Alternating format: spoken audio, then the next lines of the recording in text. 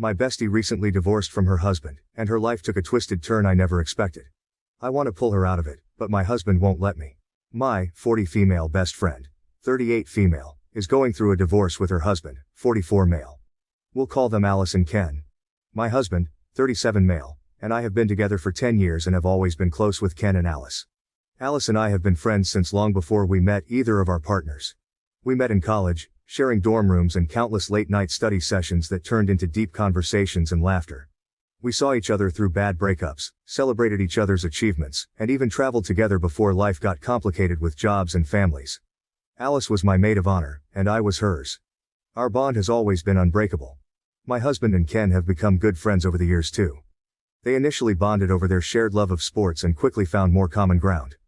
Ken, a tradesman who works out of his metal shop on their property, and my husband, a tech guy who loves to tinker with gadgets, often spend hours in Ken's shop, sharing beers and swapping stories about work and life. They hang out just the two of them semi-frequently, enjoying activities that range from fishing trips to helping each other with home improvement projects. Alice has a daughter, a bright 12-year-old from Alice's previous relationship, who became a part of our extended family. Ken has been her dad since she was 4, and it was clear he adored her as his own. My husband and I have always treated her like a niece, often including her in our outings and holiday celebrations. About a month ago, Ken told Alice he wanted a divorce. When Alice told me, she was devastated, and I could see the pain in her eyes.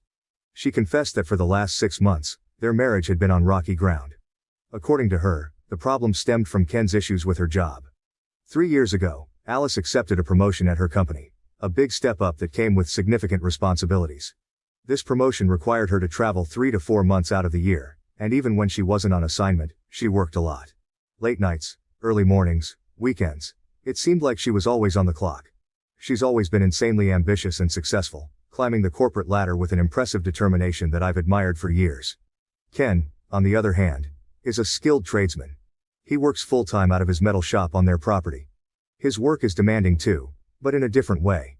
He stays busy with projects, clients, and managing his own business. Despite his hard work, Alice's income had surpassed his, although I wouldn't call her the breadwinner.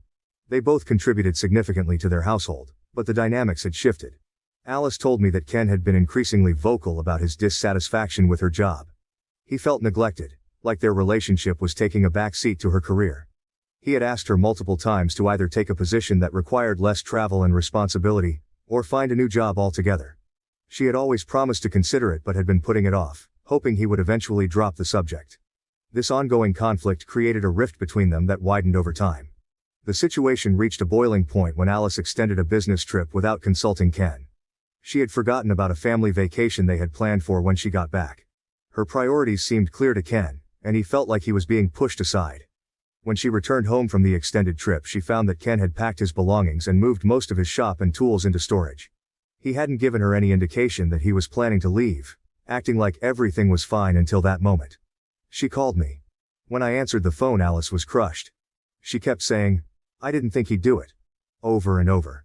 The sadness she initially felt quickly turned to anger when Ken made it clear that there was no chance of getting back together. He had reached his limit, feeling that Alice had checked out of their relationship ever since she took the new position. He believed they no longer did anything as a family, that Alice didn't make time for them to talk when she traveled, and that she prioritized socializing with coworkers over him. Their sex life had dwindled to nothing, and every time he voiced his concerns, she blew him off. Ken's resentment had been building up for a long time, and the extended business trip was the last straw. He felt ignored, unloved, and unappreciated. Alice's ambition and success, traits that once drew them together, were now driving them apart. As Alice recounted all this to me, I could sense her frustration. She felt torn between her career, which she was passionate about, and her marriage, which was falling apart. She didn't want to choose between them, but it seemed like Ken had already made the choice for her. Everything became much worse after a particular incident that is hard to even type without cringing. Ken and Alice had been separated for about 3 weeks. Their daughter was bouncing back and forth between Ken's apartment and their old home, where Alice was staying. It was Ken's weekend with their daughter, and he typically brought her back on Sunday evenings. Well, Alice went on a bender and literally forgot what day it was. She was so drunk. She thought it was Saturday, but it was actually Sunday. Ken shows up with their daughter and walks in on a complete shit show.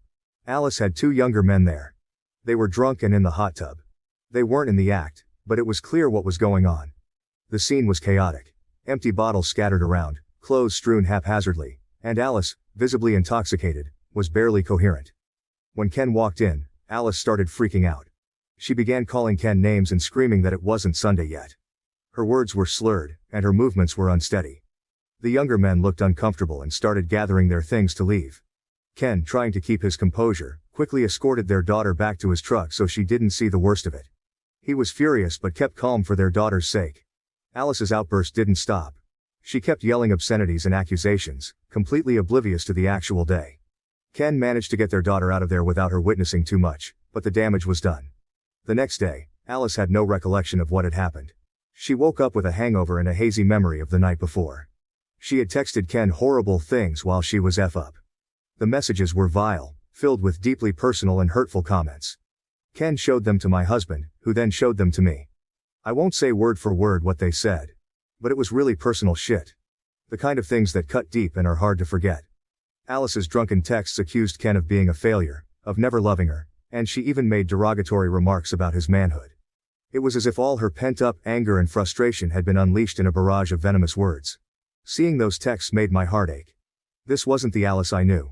She was spiraling, and it was affecting everyone around her. The incident was a tipping point for Ken. He decided to go nuclear, determined to take her to the cleaners. He wanted the house, full custody of their daughter, and child support. He wasn't just angry, he was done. For Alice, the realization of what she had done hit hard. She tried to apologize, but the damage was irreparable. Ken was adamant that there was no going back. Their daughter, caught in the middle of this chaos, started preferring to stay with Ken, feeling more stable and secure with him. I know this isn't Alice. She's going through shit. She needs friends right now and I'm literally all she has. Alice's actions that night were a manifestation of her inner turmoil, a desperate cry for help masked by alcohol and poor decisions. It was a moment of weakness that had severe repercussions, rippling through the lives of everyone involved. Her own daughter would rather stay with Ken. I'm not going to cut my best friend out over this. The issue? My husband wants me to cut her out. He's said some really terrible things about her. He's called her a shitty mother. I know she loves her daughter. He's called her a self-absorbed f***ing b***. He says he doesn't want me getting sucked into her drama and behavior. Every time I insist that she'll turn it around and just needs help right now, he shuts it down, saying this is who she really is, and he doesn't know why I want to associate with people like her. I know a lot of this is just shit that Ken has told him, and he's defending his buddy. They've been close for years, and I get it. He's loyal to Ken. But it's different for me. Alice and I have a history that goes way back before either of us met our husbands. I'm not excusing her behavior, but I think it's unreasonable for him to want me to cut my best friend out of my life entirely. Alice has asked me to go out with her a few times recently. She's lonely and going through a really tough time. I went once without telling my husband because I knew what he'd say, and honestly, I just wanted to talk to her in person, to see if I could help her somehow. When I finally told him we had met up, he went ballistic. He accused me of hiding things from him, which, okay, I did, but only because I knew he wouldn't understand. He repeated that if I don't cut her out we'd have issues too. It's like he's drawing a line in the sand, and I'm stuck in the middle. On one side, there's my husband, who's been my rock for a decade, the person I share my life with. On the other side, there's Alice, my best friend, who's like a sister to me. Cutting her out feels like betraying a part of myself, a part of my past and everything we've been through. Update. This is not a happy update. Alice and I arranged to meet on Saturday morning. I plan to bring coffee and assist her with some tasks around her house before her business trip on Monday. My goal was to express our collective concern, her family's and mine, about her well-being and to let her know we all want her to be happy, though her recent behavior has been troubling. I hoped we could have a sincere conversation, that I'd reconnect with the friend I knew, that she'd agree to seek therapy, and that she'd start moving in a positive direction. None of that happened. She was combative from the second I showed up at her place, almost like she knew what my intentions were before I even said anything. Her defensive posture and curt tone were immediate red flags. When I told her I was worried about her, she brushed it off, insisting that she was fine and just blowing off steam, having some fun. She claimed that after all her hard work, she deserved to let loose, especially now that Ken had left her. Her defiance was palpable. She talked about how ungrateful Ken had been over the years, despite all her hard work and the financial support she provided. She listed everything she'd paid for and done for him, framing herself as the martyr in their relationship. It made me cringe to hear her speak this way because it was so out of character. She had always been the strong, independent one. But now, it felt like she was rewriting their history to fit her narrative. For the record, Ken is a hard-working guy who didn't need her money. He was the breadwinner when they first got together, supporting Alice as she climbed the corporate ladder. While it's true that she makes quite a bit more than him now, in no way was he dependent on her financially. They had always maintained a partnership based on mutual respect and shared responsibilities. Listening to her, it was clear that she was trying to rationalize her recent behavior, painting herself as the victim who had been taken for granted. But I knew better. Ken had supported her through thick and thin, standing by her side as she pursued her career ambitions. Her current perspective was skewed by the pain and anger of their separation.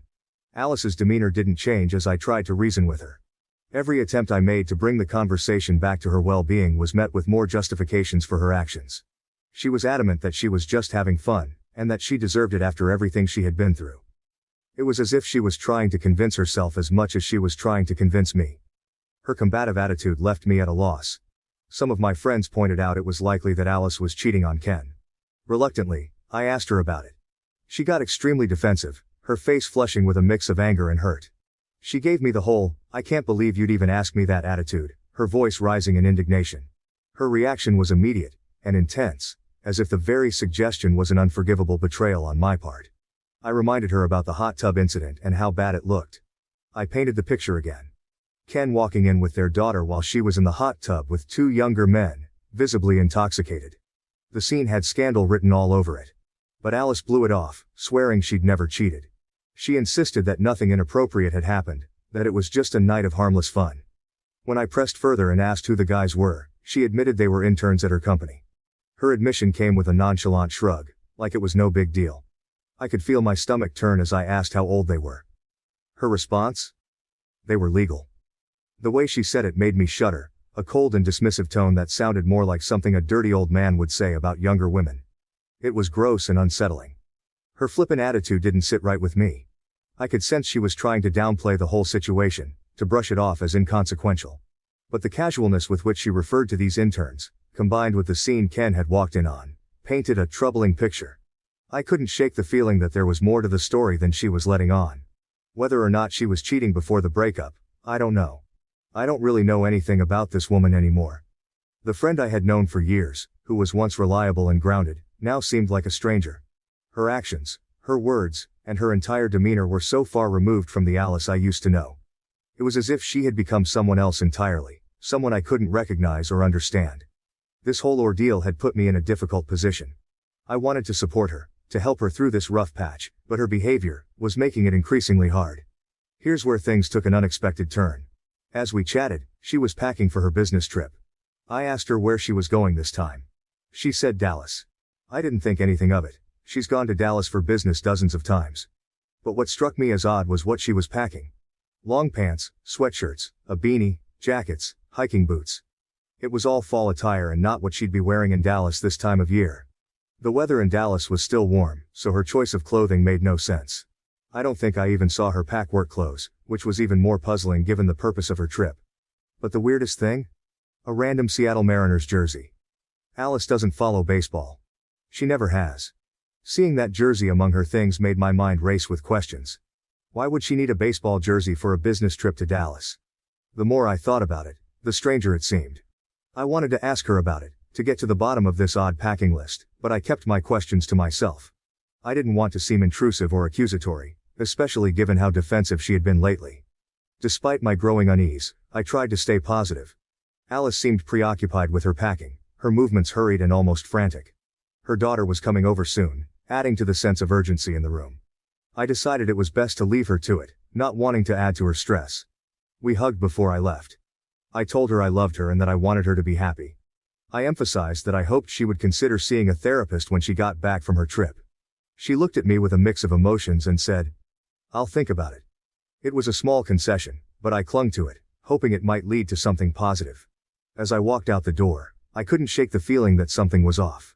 The bizarre packing choices, the evasive answers, everything felt wrong. But I didn't push it. I wanted to trust that Alice knew what she was doing, even though my gut told me otherwise. When I got home, hubby and I sat down to talk about how things went with Alice.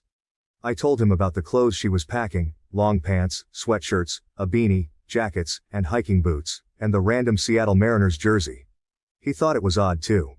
We both found it strange, but other than it just being odd, We didn't think much of it at the time.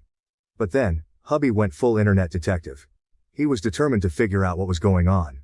After a bit of searching, he discovered something that made my heart sink. Guess who lives in Seattle and has a Facebook profile picture of himself at a Mariners game? Her daughter's biological father. The realization hit me like a ton of bricks. When I checked the Mariners' schedule, they did have home games next week. I called Alice immediately, my hands trembling as I dialed her number. When she picked up, I tried to keep my voice steady. "Are you really going to Dallas?" I asked. She responded casually. "Yeah, why?" I took a deep breath and pressed on. "Are you sure you're not going to see her ex in Seattle?" There was a long pause on the other end of the line, probably a full minute of silence that felt like an eternity. I could feel the tension mounting. "Alice, you better not lie to me, I'll find out," I warned her. Finally, she came clean.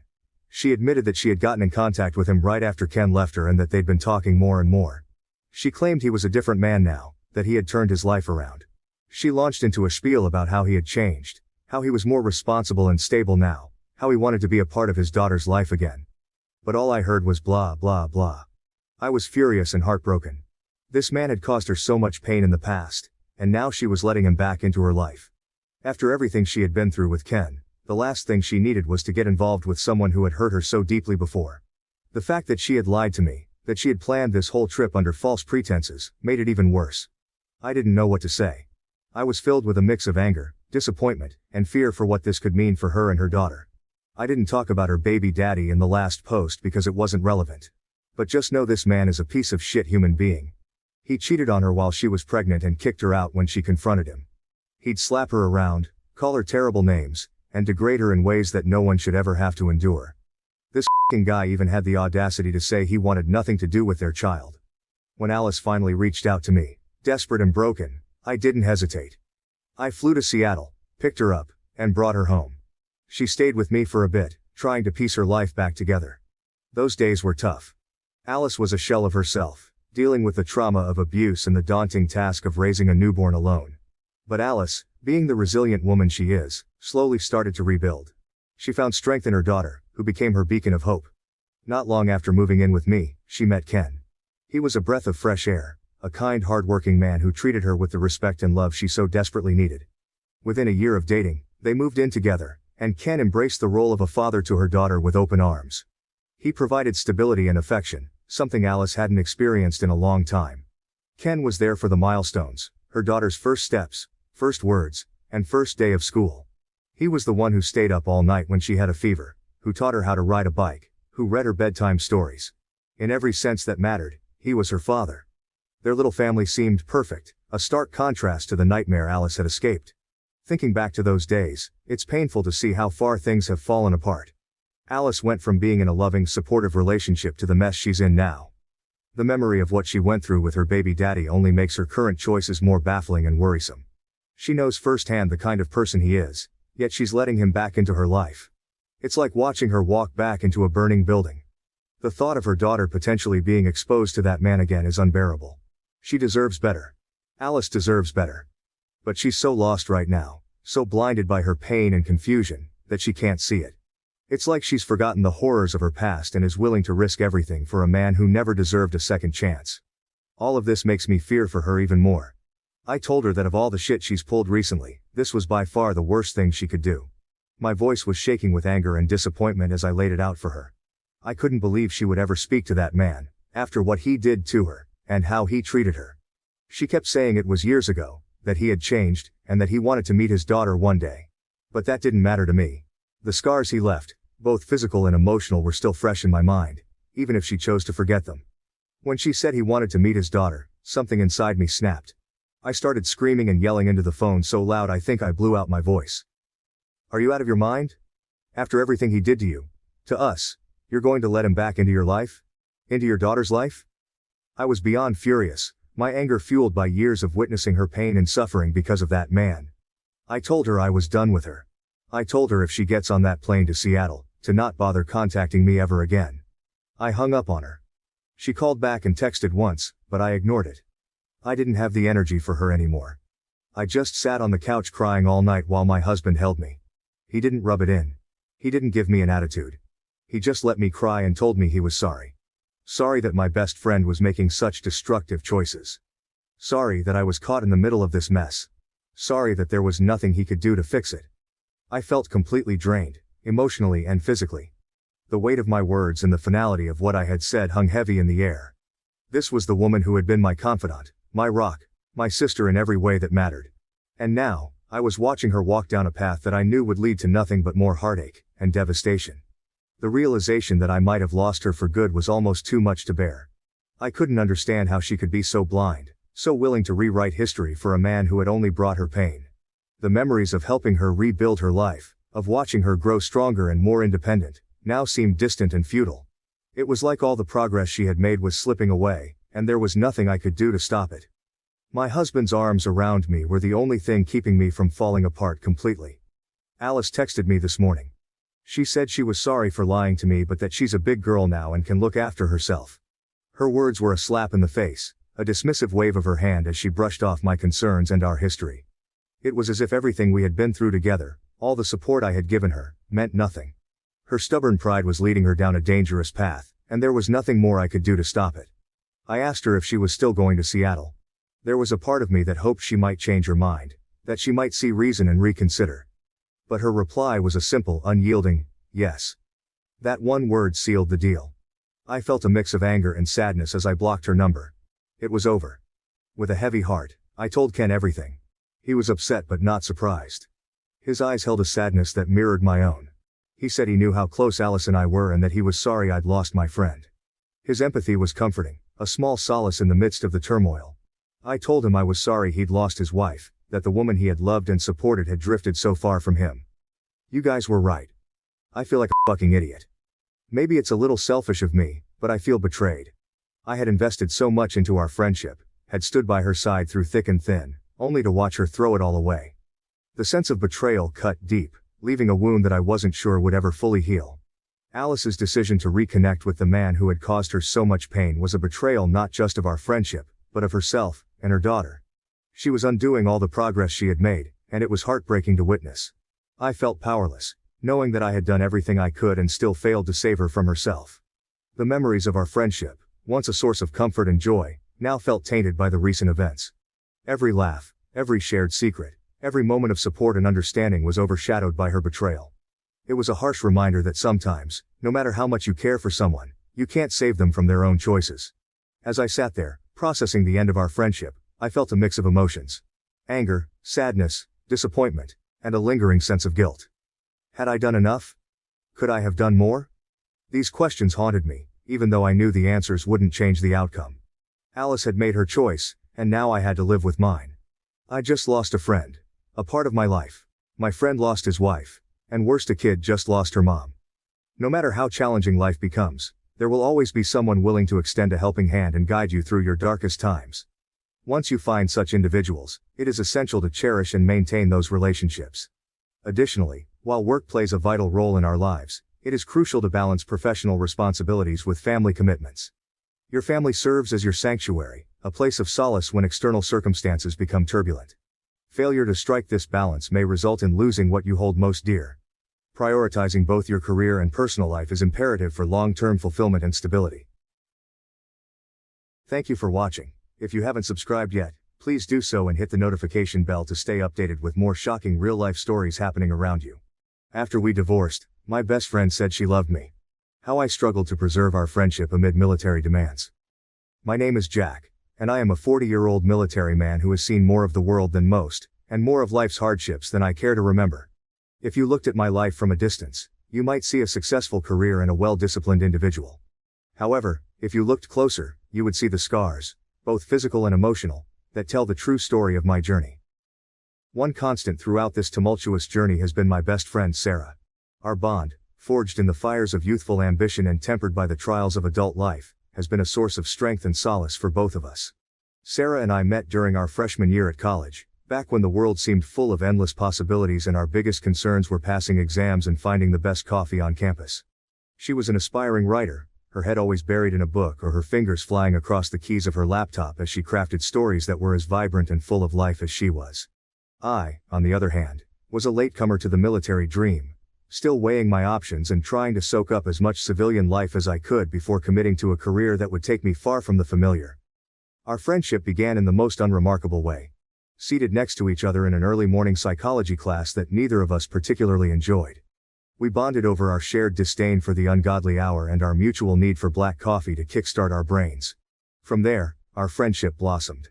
We became inseparable, spending countless hours studying together, attending parties, and sharing our deepest fears and ambitions. Sarah had a way of seeing through my tough exterior, and I found comfort in her unwavering belief in me, even when I doubted myself. When I decided to enlist, it was Sarah who encouraged me, even though she knew it meant we would see less of each other. She understood my need to serve and supported my decision wholeheartedly. Her letters, filled with mundane details of her day-to-day life and snippets of her latest stories, were a lifeline during the grueling months of basic training. They reminded me of the world outside the barracks, a world where someone cared deeply for me and believed in my potential. As the years passed, our lives took different paths, but our friendship remained constant. I married young, caught up in a whirlwind romance with a woman named Lisa. Lisa was vibrant, adventurous, and seemed to understand the demands of a military life better than anyone else I'd met. We met through mutual friends, and our connection was immediate. We were drawn to each other's intensity and the promise of adventure. Lisa and I didn't have children, partly due to the uncertainty and instability of my military career. We both agreed early on that bringing a child into such a tumultuous lifestyle wasn't fair. At first our relationship thrived on the excitement of our shared adventures and the thrill of our romance. However, the reality of long deployments and the strain of constant separation soon took its toll. Being apart for months at a time created a distance between us that grew with each passing year. While Lisa was supportive and understanding at first, the loneliness and isolation began to wear on her. She had her own dreams and ambitions, and waiting for me to come home wasn't part of the plan she envisioned for herself. For my part, I found solace and purpose in my work, but each return home felt more alien. The woman I had married was still there, but the connection that had once bound us had frayed beyond repair. Our marriage ended in a quiet, mutual agreement. We sat down one evening after I had returned from a particularly grueling deployment and had an honest conversation. Both of us acknowledged that we were better off apart. There were no dramatic fights or bitter accusations, just a somber understanding that our paths had diverged too far to ever converge again. The love we once shared had been eroded by time and distance, leaving behind a respectful but irrevocable separation. After the breakup, I was not sad but relieved. I felt a weight lift off my shoulders, a burden of trying to maintain a relationship that had long since lost its spark. The constant worry about Lisa's well-being and her growing dissatisfaction had been a source of constant stress. Now with the relationship behind me, I could focus entirely on my career without the nagging guilt of leaving someone behind. It was a bittersweet freedom. I mourned the loss of what could have been but felt liberated from the constraints of a partnership that no longer fit either of us. In the aftermath, I poured myself into my work, finding solace in the structure and purpose the military provided. Yet, despite the relief, there was an underlying sense of skepticism about love and its promises. The experience left me wary, hesitant to dive into another relationship that might end the same way. I became more guarded, cautious of letting anyone get too close, fearing the same cycle of excitement, distance, and eventual disintegration. Through all this, Sarah remained a constant in my life. She was the one person I could confide in, the one who knew me better than anyone else.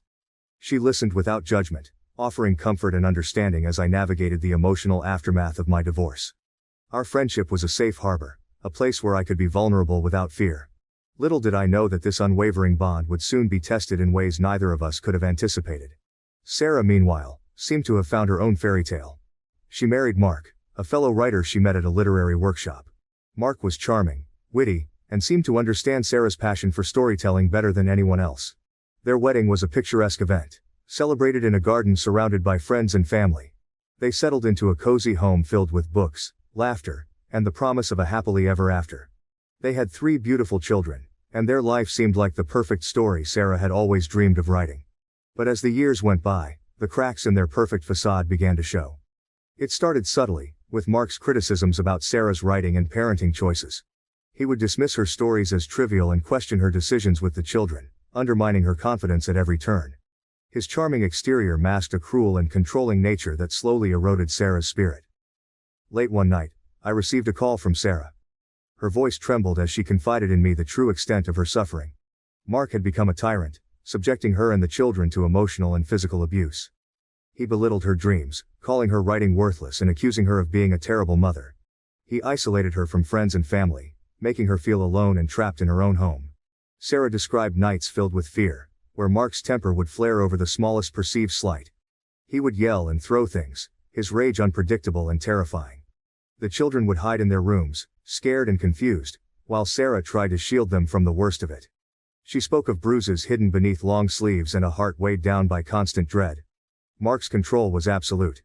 He monitored her phone calls, restricted her movements, and ensured she had no access to money or resources to escape. The breaking point came when Mark's abuse escalated to a physical assault that left Sarah with a broken rib and a resolve to protect her children at all costs. She described the night she gathered the courage to leave, sneaking out in the dead of night with her kids, a few essential belongings, and the hope of finding safety. She found refuge in a shelter for abused women, where she finally felt a semblance of security. The divorce that followed was a brutal and painful process. Mark fought for custody, using every tactic to intimidate and manipulate Sarah. The legal battles were long and exhausting, draining her both financially and emotionally. Despite the scars, both visible and hidden, Sarah emerged from the ordeal determined to rebuild her life for the sake of her children. As she told me her story, I felt a deep sorrow for her. Sarah had always been strong and resilient, but this experience had left her vulnerable and broken. I remembered the vibrant, passionate woman I had fallen for in college, and it pained me to see her so worn down. My heart ached for her and her children, who had endured so much pain at the hands of a man who should have cherished them. Sarah's depression was palpable. She spoke of sleepless nights, haunted by memories of Mark's cruelty, and days where the weight of it all seemed too much to bear. Her once bright eyes were now shadowed with sadness, and the spark of creativity that had defined her seemed dimmed. She expressed a profound loneliness, a need for love and support from those around her. She felt lost and overwhelmed, struggling to navigate a new reality without the safety net of her former life. I found myself feeling not just sorry for Sarah, but a deep sense of responsibility and a renewed surge of the feelings I had once harbored for her. She needed more than just a friend. She needed someone who could offer her the love and security that had been so cruelly stripped away. I wanted to be that person for her, to help her heal and rebuild her life, but the complexities of our situations made it difficult. Sarah's story reignited a protectiveness within me. I wanted to be there for her, to provide the emotional support she so desperately needed. I felt a fierce determination to help her find her way back to the vibrant, strong woman she had once been. Yet the constraints of my military life and her obligations as a mother made the path ahead uncertain and fraught with challenges. As I sat in my quarters, reflecting on everything Sarah had endured, I knew that our bond was more important than ever. She needed to know she wasn't alone, that someone cared deeply for her and her children. I vowed to support her in any way I could, even if it meant putting my own feelings aside. Sarah deserved happiness and love, and I was determined to help her find it, no matter how long it took or how difficult the journey might be. The day I received Sarah's call, detailing the horrific reality of her marriage and subsequent divorce, I knew I had to see her. It was impossible to offer her the support she needed over the phone. I needed to be there, in person, to provide any comfort and strength I could. I took leave from my duties, something I rarely did, because this was too important. The anticipation of seeing Sarah again, under such dire circumstances, filled me with a mixture of anxiety and determination. As I packed my bags, I was flooded with memories of our time together in college. I remembered the countless nights we stayed up talking, the coffee dates, and the unspoken bond that had always existed between us. I was anxious about seeing her, knowing the pain she had endured and the scars it had left. Yet I was also filled with a sense of purpose. Sarah needed me, and I was determined to be there for her. The journey to her home state felt like an eternity. I replayed our conversations in my mind, trying to prepare myself for what I might find. I was worried about her, about the toll the abuse and the divorce had taken on her and the kids. As the plane touched down, I took a deep breath, steeling myself for the emotional reunion. I arrived at her house in the early afternoon. It was a modest, cozy place, much like the home she had described to me in her letters and phone calls. As I approached the door, my heart raced. I rang the bell, and within moments, the door swung open. There she stood. Sarah, looking both familiar and heartbreakingly different. She looked tired, worn down by the struggles she had faced. Her once vibrant eyes were now shadowed with a sadness that cut me to the core. Yet, there was still a spark of the Sarah I knew. The strength and resilience that had always defined her. Her hair was pulled back in a simple ponytail, and she wore a casual outfit. But there was an elegance to her that no amount of hardship could diminish. "Jack," she said, her voice a mix of relief and emotion. We stood there for a moment, just taking each other in, before she stepped forward and wrapped her arms around me. I held her tightly, feeling the weight of everything she had been through and the way she clung to me. We spent the first few hours catching up, easing into more lighthearted topics. We reminisced about our college days, laughing at old memories and the silly things we used to do. It was comforting to slip back into that familiar rhythm, to remember the carefree days when our biggest concerns were exams and weekend plans. But as the day turned into evening, the conversation naturally shifted to more serious topics. Sarah opened up about the extent of the abuse she had endured. She told me about the nights filled with fear, the constant belittlement, and the physical violence that had become a part of her daily life. Her voice trembled as she recounted these experiences, and I could see the pain etched into her features. "I felt so trapped, Jack," she said, tears welling up in her eyes. "There were days when I thought I wouldn't make it through. But I had to stay strong for the kids. They needed me." I listened, my heart breaking for her. I wanted to reach out and hold her, to take away all her pain. But I knew there was only so much I could do. Still, being there, listening, and offering my support felt like a small step in the right direction. Over the next few days, we fell into a comfortable routine. We would spend the mornings talking, sharing coffee, and helping her with whatever tasks needed to be done around the house. Afternoons were spent with her kids, who were slowly starting to open up to me.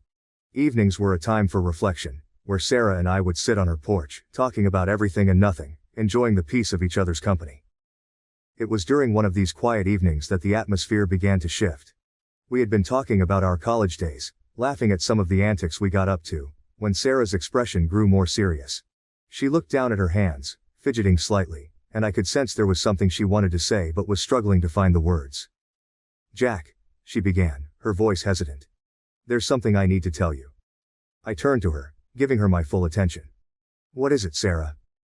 She took a deep breath, her eyes meeting mine with a mix of hope and fear. "I love you, Jack. I always have." Her words hung in the air, and for a moment, everything seemed to stop. I could see the tears streaming down her face, the raw emotion in her eyes.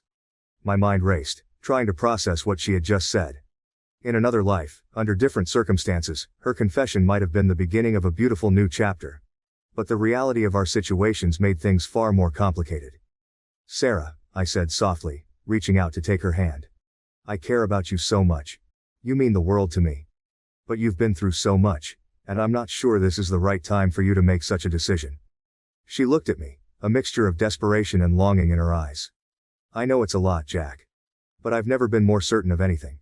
You've always been there for me, and I can't imagine my life without you." I squeezed her hand gently. "I understand, but you need to take time to heal. You've been hurt so badly, and I don't want you to make a decision based on your need for comfort right now. You deserve more than that. You deserve a relationship that's built on more than just the aftermath of pain." She nodded slowly, tears still falling. "I just don't want to be alone. I need someone to be there for me, to protect me." "I will always be here for you, Sarah," I promised. "But we need to take this slow. Let's focus on helping you and the kids heal first. We can talk about us when you're in a better place." She looked at me for a long moment, then nodded again, a hint of a smile breaking through her tears. "Okay, Jack. I trust you." We sat there for a while longer, holding hands and watching the stars come out. The tension that had built up over the past few days seemed to dissipate, replaced by a sense of understanding and mutual respect. We knew that the road ahead would be difficult, but we also knew that we would face it together, no matter what. As my visit drew to a close, the reality of our separation began to set in.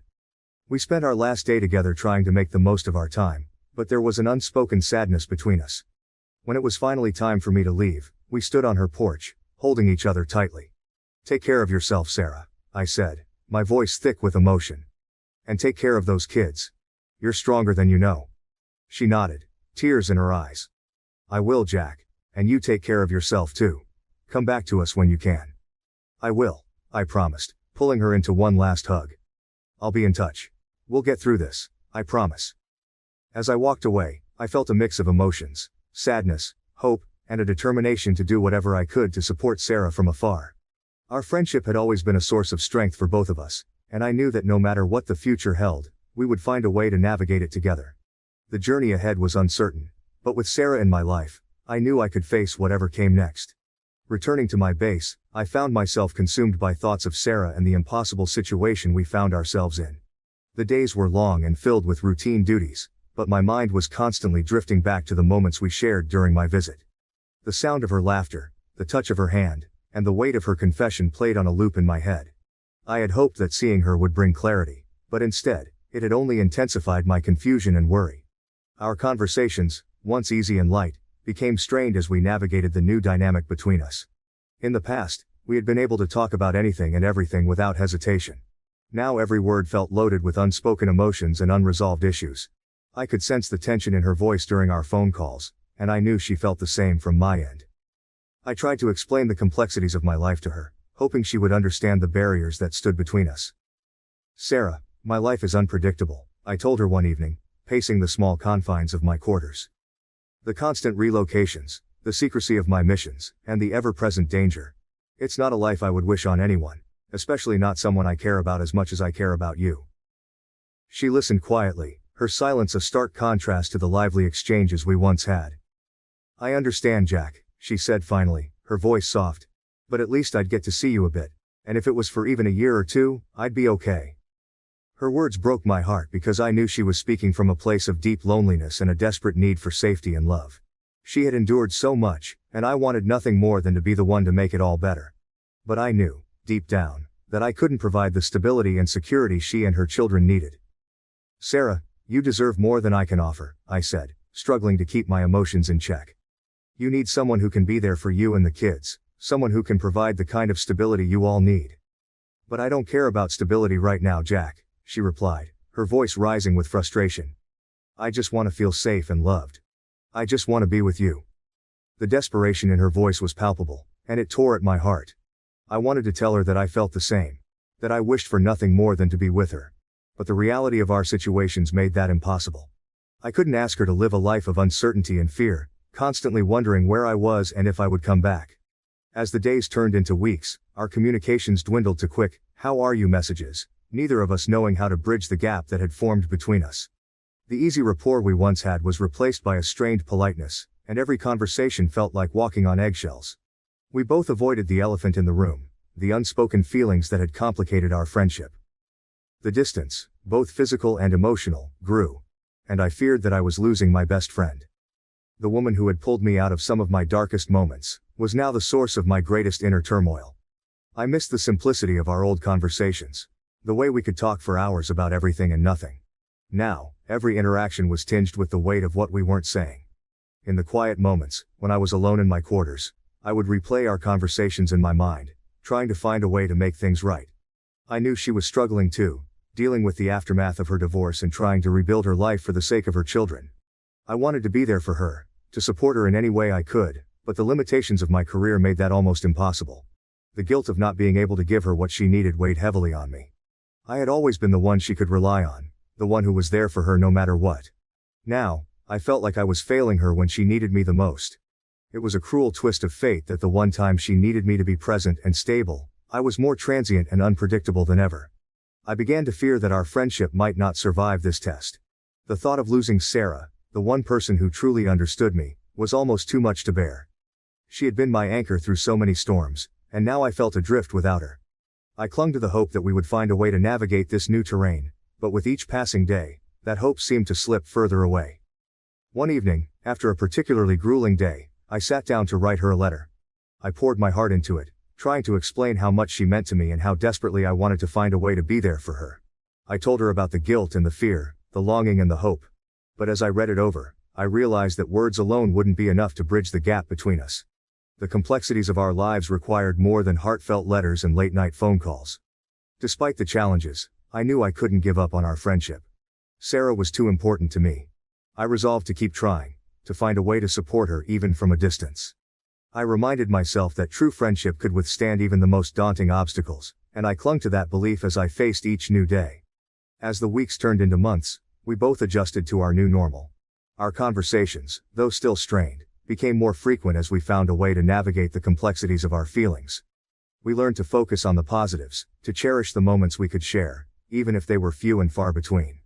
Slowly, the tension began to ease, and the warmth of our old friendship started to return. I continued to remind Sarah that she deserved the best, that she needed to focus on healing and providing a stable environment for her children. She began to see a therapist, something I had encouraged from the beginning, and I could hear the difference it made in her voice. She sounded stronger, more hopeful, and that gave me a sense of peace. Our friendship, though tested by fire, emerged stronger. We both understood that the love and respect we had for each other were worth fighting for. We learned to accept the limitations of our circumstances, and to appreciate the connection that had sustained us through so many trials. In the end, it wasn't a perfect solution, but it was enough. We had each other, even if from a distance, and that was a comfort neither of us could take for granted. Our bond, forged in the fires of youth and tempered by the trials of adulthood, proved resilient and enduring. And as we faced the uncertain future, we did so with the knowledge that we could weather any storm as long as we had each other. Update. There are some things I left out of my previous recounting, and I feel it's important to address them to provide a clearer picture of my situation and the feelings involved. Do you love her or not? Yes, I love Sarah. Not just as a friend, but deeply and profoundly. She is the only person I can truly open up to, sharing my most vulnerable feelings without fear of judgment. When we first met, I developed feelings for her almost immediately, and fell hard. I remember the day I confessed my feelings to her vividly. She gently told me she had a boyfriend, who later became her husband and now ex-husband. Heartbroken, I backed off and for a couple of years, we didn't speak. Life went on, but those feelings never completely faded. Looking back, I often wonder how different my life might have been if we had gotten together back then. I think I would have been much happier, and perhaps she would have been spared some of the pain she endured in her marriage. Bro, you're 40. Aren't you retiring from the military? I joined the military later than most, which means I still have some years left before I can retire. I recently re-upped and have another 5 years on my current contract. For those who are curious, I'm trying to stay as anonymous as possible, so I won't disclose my branch of service. The military has been my life for so long, and while it has its rewards, it also brings with it a significant number of challenges, especially when it comes to personal relationships. How do you ever expect to have a relationship given your situation? The issues surrounding a potential relationship with Sarah are incredibly complicated. She just got divorced and has alimony and child support to consider. Additionally, she is barred from cohabitation and cannot leave her home state due to custody arrangements. If these restrictions weren't in place, it might be easier for us to consider a future together. I could potentially move her and her kids to wherever I'm stationed stateside. But even then, the unpredictable nature of my job means I'd often have to leave her and the children behind, creating a life of uncertainty. Especially with her wound still fresh, I don't want to add to her stress or make her life more complicated. The lifestyle of a military man is not easy for most women to accept. There are long deployments, missed holidays, and the constant risk associated with my job. While there are women within the military community who understand this, forming a relationship within the same environment brings its own set of challenges and complications. I call BS, this isn't real because XYZ. Believe what you will, but this is my reality. One of my biggest fears is something happening to me and Sarah not being informed. I have no immediate family left, my parents passed away, and my brother recently died. If something were to happen to me, Sarah might not be notified because we wouldn't be able to marry until her alimony runs out. While I could use the "it's classified" excuse to avoid lying about my whereabouts, I still feel that withholding information would be a betrayal of her trust. When I went to visit Sarah, I might have overdone it. I wanted to make her feel special and appreciated after everything she had been through. Her ex-husband treated her so horribly, and I felt she deserved to be taken out and treated well. I took her to nice restaurants, bought her thoughtful gifts, and we spent a lot of time together. I wanted to show her that she deserved to be loved and cherished, but in doing so, I might have sent mixed signals. During my visit, we ended up hooking up. It was a moment of weakness on my part, and while I don't regret being with her, I regret the emotional turmoil it caused her. We had been caught up in the moment, and it felt right at the time. Sarah later told me she had expected it to happen and that she enjoyed every moment. However, she didn't anticipate how it would make her feel afterwards. She repeatedly assured me that she doesn't normally do things like this, but she felt completely safe with me, and it was a very special experience for her.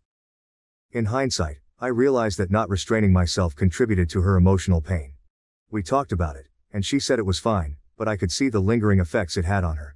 She felt even more attached and conflicted, and I hated myself for being part of the reason she was hurting. Sarah deserved someone who could be there for her fully, someone who could offer stability and support, and I wasn't in a position to provide that. Since returning to my base, I've tried to maintain our friendship, but it's been challenging. Our conversations, once easy and natural, have become strained and awkward. The dynamic between us has shifted, and I fear that we may never get back to where we were. The woman who has been my rock and my confidant is now the source of my greatest inner turmoil. I feel an overwhelming sense of responsibility to protect her, but I am limited by my circumstances. As time goes on, I hope that Sarah finds the peace and stability she deserves. I will always be there for her, even if it's from a distance. Our bond is strong, and I believe it can withstand even this. But for now, I must focus on my duties and trust that we will find a way to navigate this complex and challenging situation together.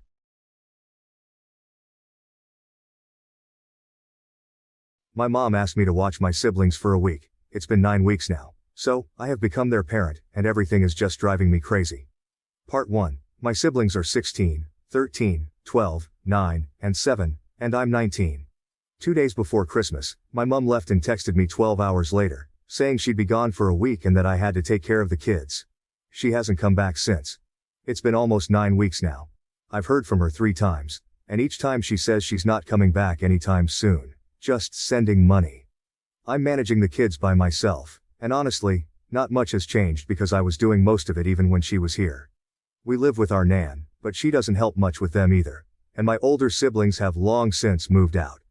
My main worry is my mom being gone, a serious legal issue, especially with social services. I don't want to risk the kids going into care.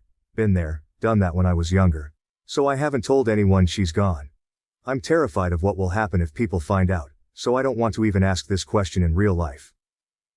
Update 1. I finally managed to get my mom on the phone. I was fed up and needed to confront her about the situation. I told her straight up that I wanted her to give me custody of the kids since she's been refusing to come back or even give a hint about when she might return. I've had enough of her nonsense, and the uncertainty hanging over our heads. The conversation quickly turned into a heated argument. We went back and forth for what felt like an eternity, probably about an hour. She kept dodging the issue, making excuses, and trying to deflect the blame onto me, saying I was being unreasonable and didn't understand her struggles. I countered every excuse, reminding her that I'm the one here, looking after her children, picking up the pieces she left behind. At one point, I was on the verge of tears, but I couldn't let her see that. I had to stay strong for the kids. I told her bluntly that if she didn't agree to give me custody, I would have no choice but to call the police and report her abandonment. That seemed to hit a nerve. There was a long silence on the other end of the line, and for a moment, I thought she had hung up on me. But then, she sighed and, in a defeated voice, agreed. She said she would do it, but only after I had threatened her with the police. It wasn't the ideal way to get her to agree, but I was relieved. Before I confronted my mom, I took the precaution of consulting a lawyer. I needed to know my options, and how to protect my siblings legally.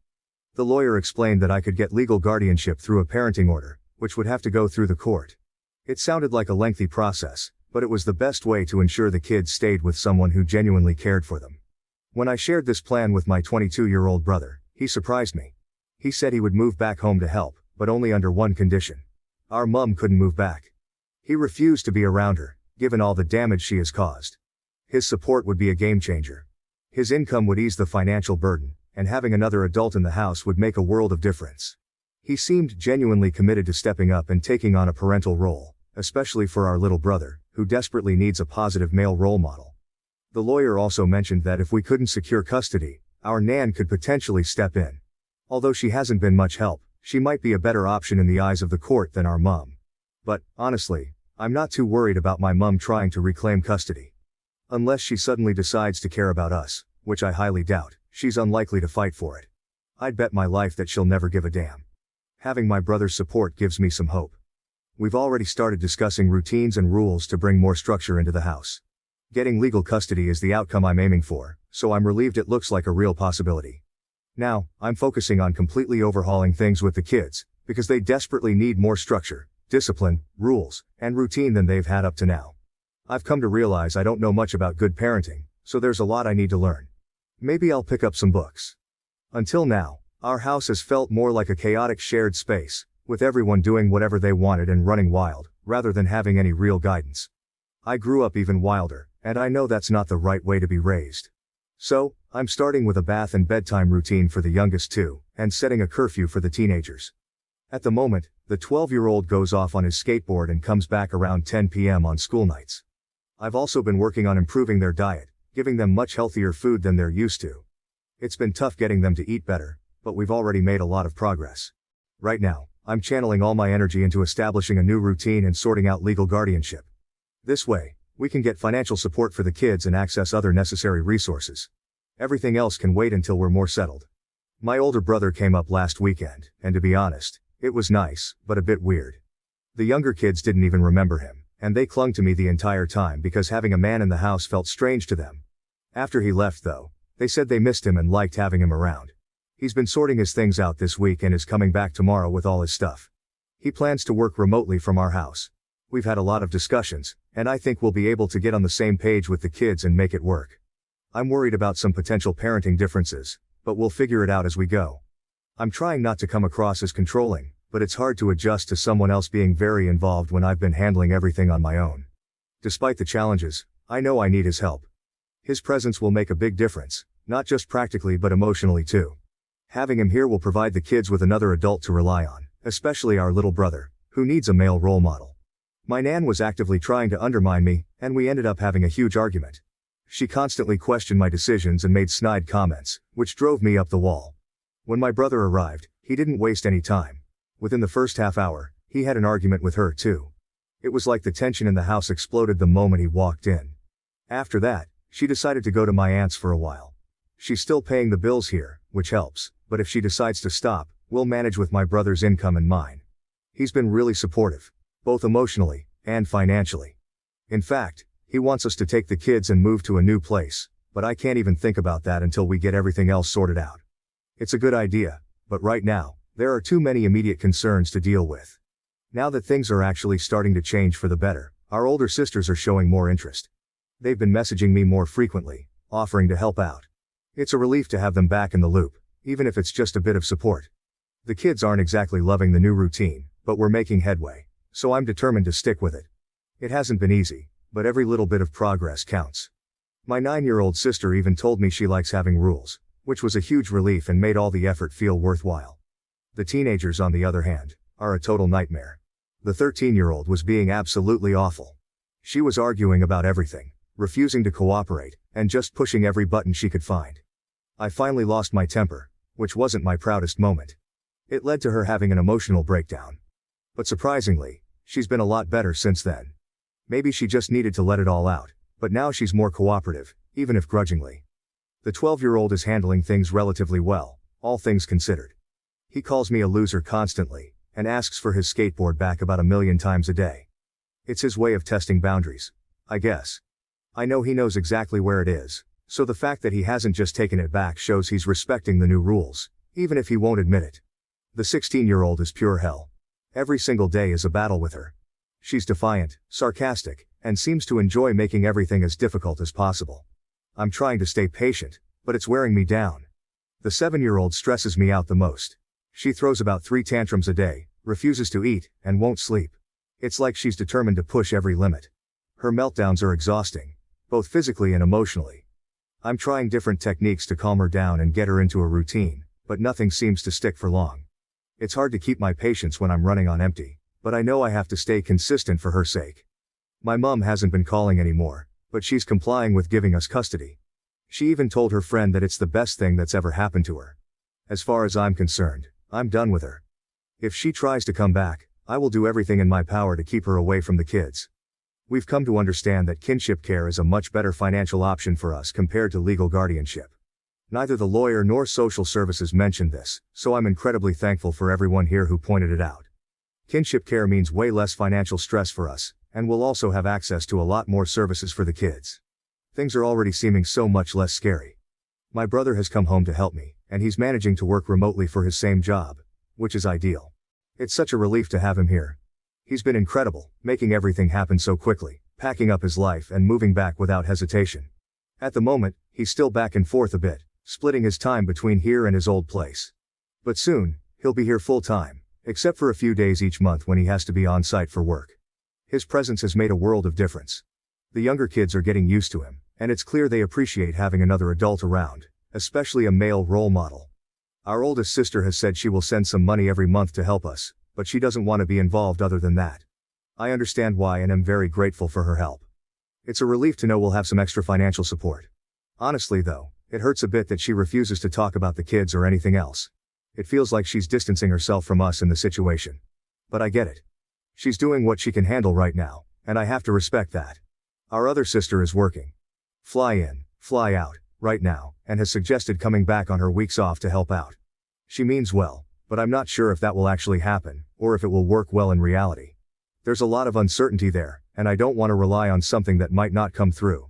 Plus, my brother doesn't get along with her very well. He's pretty vocal about thinking that living with her again won't work out. They have some unresolved issues from the past, and the last thing we need is more tension in the house. As for our other sister, I'll take her offer into consideration, but I'm cautious about counting on it. We need stability and consistency more than anything right now. If she does end up coming to help on her weeks off, we'll make it work somehow, but I'm prepared for the possibility that it might not be as seamless as she hopes.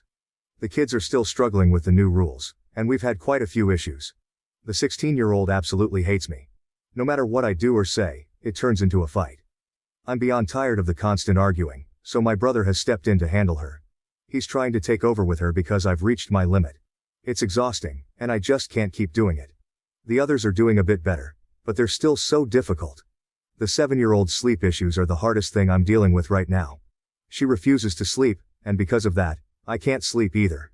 I'm tired as hell, and it's wearing me down.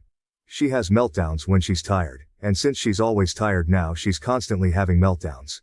I feel lost because nothing I try seems to work. I've tried different bedtime routines, calming techniques, and even some mild sleep aids. But nothing sticks. She keeps telling me she doesn't know why she won't sleep, and I'm at a loss for where to even start. I've read countless articles and tried various methods, but it's like there's an invisible wall I can't break through. My brother tried to get her to bed the other night, thinking maybe a different approach or voice might help. But she just cried and screamed for me the entire time. It was heartbreaking and incredibly stressful. Seeing her so upset and knowing I can't fix it feels like a constant failure. The 12-year-old is actually listening to our brother, which is an incredible relief because I was really worried about managing him since he never listens to me. The 13 and 9-year-olds are more manageable and aren't stressing me out as much. So we're kind of dividing and conquering now. My brother takes care of 2 of them, and I handle the other 3. I've realized I'm very protective of the younger ones and find it really hard to let my brother discipline them. It's easier and causes fewer problems between us if I deal with the younger kids myself. It's still early days, and I'm hopeful that sticking to the new routines will resolve a lot of the smaller issues. In the long run, we want to rent a bigger place because our nan's house is way too cramped, which just adds to the chaos. This is long and messy. Sorry. Update 2. Can't believe it's been over 3 months now. Time has flown by and so much has happened. We applied for kinship care, and so far things are moving in the right direction. We've received provisional approval, had the home inspection, and gone through several interviews. There are still a couple more steps to complete, but we're almost there. We got our first payment, which has been such a huge relief. Finally, I feel like we can do more than just scrape by. It's given me a sense of hope and optimism that I haven't felt in a long time. With this financial support, we can start addressing more than just the immediate needs. We can think about little things that make life better, like healthier meals, some new clothes for the kids, and maybe even a few toys. It's a game changer. Talking to the caseworker was reassuring. She pretty much said they don't want to find placements for this many kids, so keeping them with us is their preferred option. Hearing that was such a weight off my shoulders.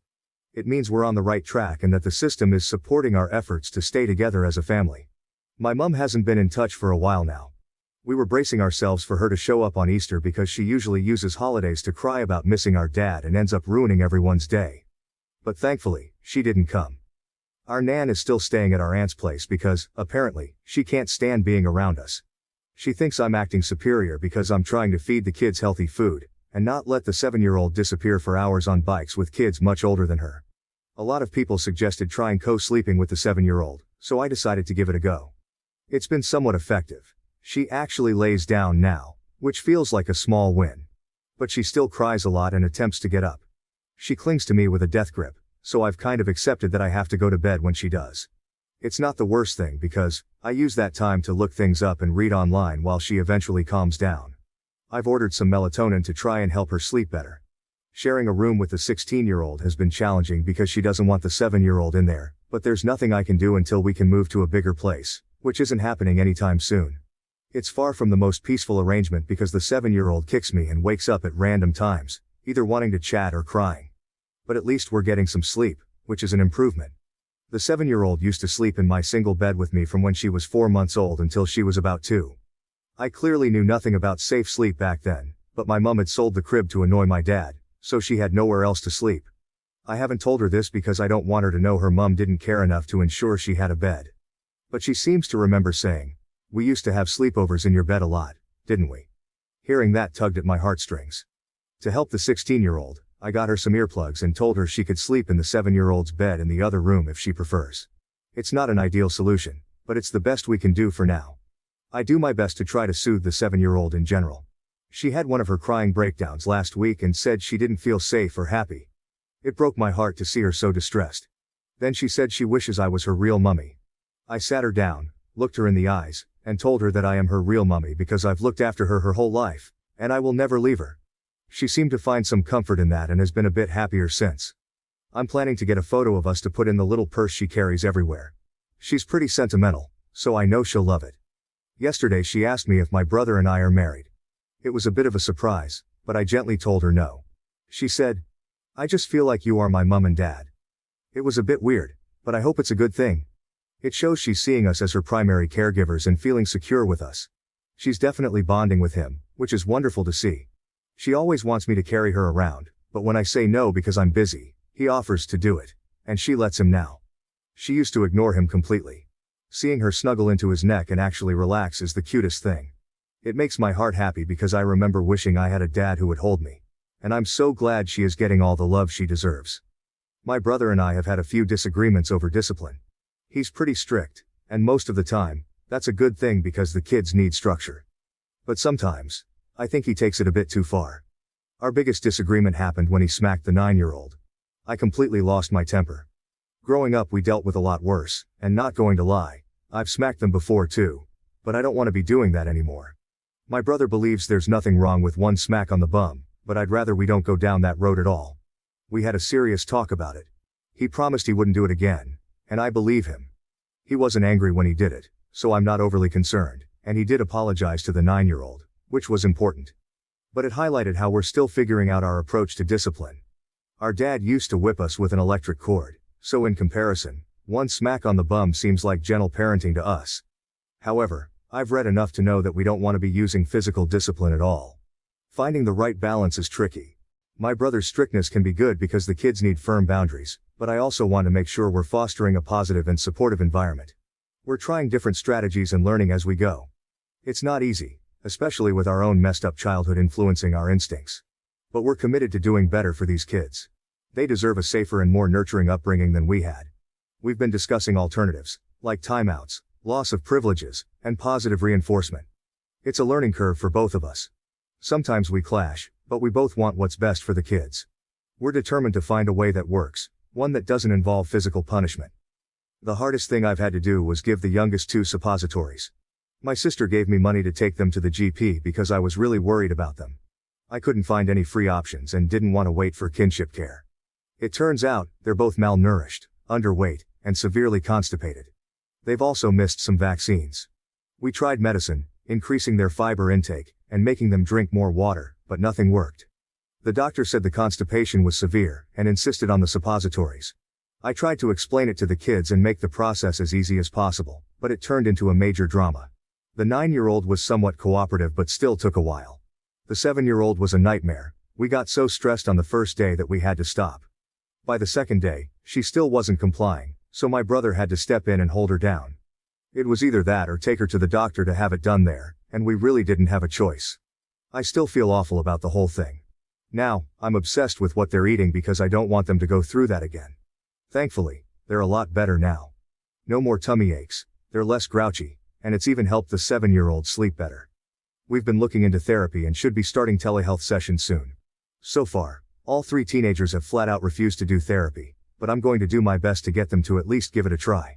The 16-year-old is still a handful. She took my ID and was going out whenever she liked, which was a nightmare to deal with. But my brother stepped in and grounded her.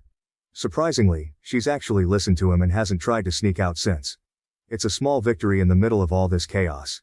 The other 3 are doing okay. No major issues with them, to be honest. They're adapting pretty well, I think. I try to talk to them about everything as much as I can, explaining what's going on and why we need their cooperation. They seem to understand that we're not going anywhere, and that we just need to work together to get through this. My little brother, Jay, 12, is absolutely obsessed with our older brother. I used to have a huge issue with Jay going out every evening for hours, and it stressed me out trying to keep him home and safe. But Matt being here has basically eliminated that problem. Jay just wants to be around him all the time. Somehow Matt has managed to make doing homework with him seem like the coolest thing ever. It's incredible to see. Jay now spends his evenings at home, working on school stuff with Matt, which is a huge relief for me. I've learned just how resilient and adaptable I can be. When my mom left right before Christmas and didn't come back, I had no choice but to step up and take care of my 5 younger siblings. It was overwhelming, to say the least, but I found a strength within me that I didn't know I had. We've faced so many challenges, but we've adapted and found ways to keep moving forward. But the biggest lessons I've learned is the importance of seeking help and support. I couldn't have done this alone, and I'm so grateful for my 22-year-old brother who agreed to move back home to help. His support, both financially and emotionally, has been invaluable. It's okay to ask for help, and it's okay to rely on others when things get tough. Thank you for watching. If you haven't subscribed yet, please do so and hit the notification bell to stay updated with more shocking real-life stories happening around you.